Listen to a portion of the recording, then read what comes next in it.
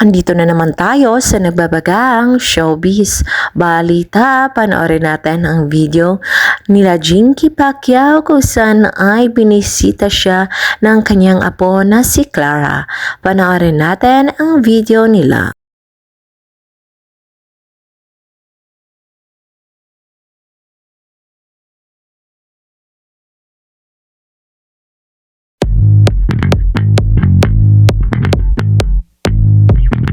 Nag-upload si Chicky Pacquiao sa kanyang IG story kung saan ibinahagi niya sa kanyang mga fans ang mga naganap sa kanyang buhay. Isa na dito ang pagbisita ng kanyang apo sa tinutuluyan nila sa Los Angeles, California.